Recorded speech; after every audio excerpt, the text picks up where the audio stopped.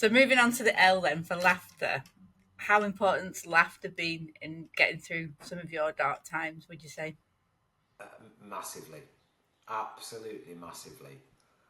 Um, I guess, yeah. I mean, look, I've been to rehab quite a few times before I finally got clean and sober, and stepping out of the normal world and being in an environment with 10 to 20 other people, that are going through um, their own personal struggles for quite a period of time.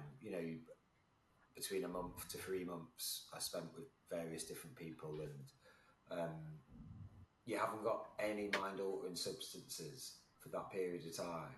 And it's amazing that you go back to almost the childhood, and we had so much fun at times where it was just genuine laughter, genuine Mm. reflection, genuine laughter, um, and that really picked me up to realise that you know life is for living.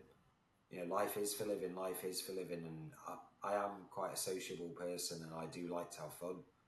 Um, and one of the biggest things that I said is when I came into recovery, and probably one of the biggest reasons as well why I wanted to set clarity up was that just because I'm not having alcohol doesn't mean that my life's going to be boring, and I am going to have fun. I am going to have fun, Mm. and I'm going to show people that you can have, a lot of fun, and that entails a lot of laughter. And we have a lot of laughter at our events. Um, and I describe it, I always say that in the first 13 years of my life, I never had alcohol, and I never had a mind altering substances effectively. So, and I had a lot of fun.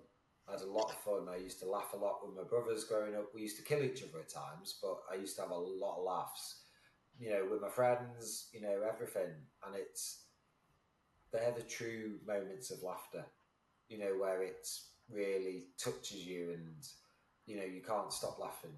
I remember when I was a child that me and my middle brother used to get sent away from the table because we would get laughing fits, and my dad would go mad Mm. and he'd send us away. But then every time he sent us away, then we'd get worse, and it'd just carry on for about half an hour. And we'd have to Mm. go and sit in the other room until we could calm down. But to us, it was the best thing ever. And Yeah, once you start, you can't stop. It's that contagious thing. yeah. It's pure, isn't it? I mean, I must admit, I'm very guilty of that with my kids, and my wife has to send me away from the table because Yeah, I'm the one that can't stop laughing, especially because I do tell terrible dad jokes as well. But it's something so pure. And I guess that must have been, yeah, when you were in rehab with everything stripped away and you're just totally in your own thoughts and everything. It's actually probably the most pure, authentic core self that you could get to. yeah, 1,000,000%, 1,000,000%. And I think that is probably one of the most powerful bits of being in a group at rehab, because it gives you an opportunity to, like you say, to go back to the core, the fundamentals, of no matter what's going on in the world outside, I'm not the most important person in the world. I don't, dictate, whether the world's going to survive or not. Um, and in those moments, you realise that of the pure connection and the pure fun and the pure joy that you can actually still have. Um, Mm.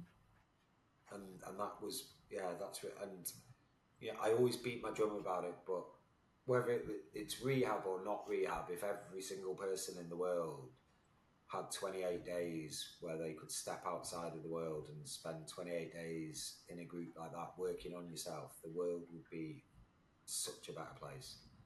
Such a better place.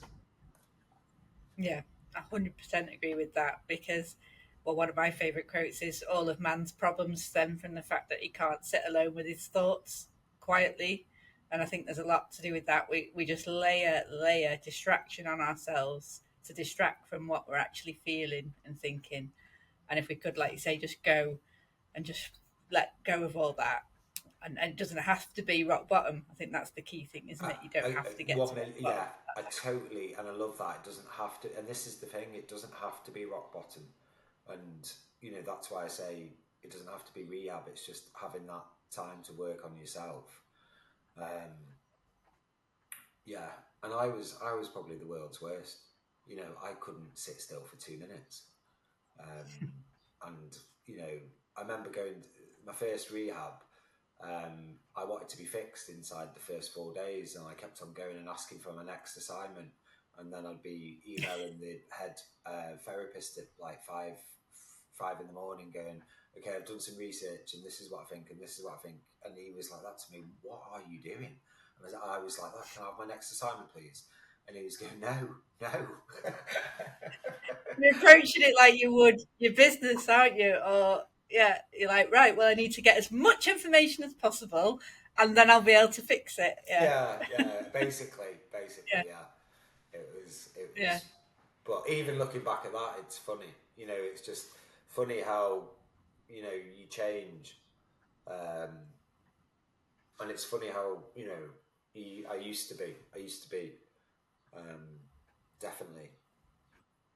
It's yeah. I don't know. It's quite emotional when you look back and when you reflect on it all, and you think about where mm, you are in the journey so far, or where you were, where I am today, and obviously, you know, the the path and the journey that I've been on. Effectively, it's quite emotional, really. yeah.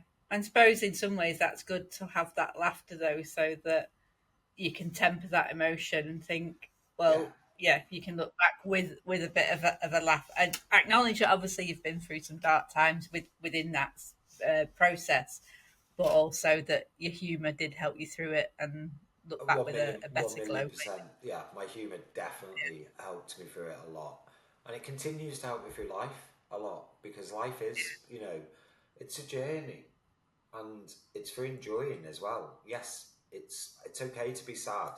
It's okay to be lonely. It's okay to be angry. It's okay to be everything, but it's okay to have fun as well.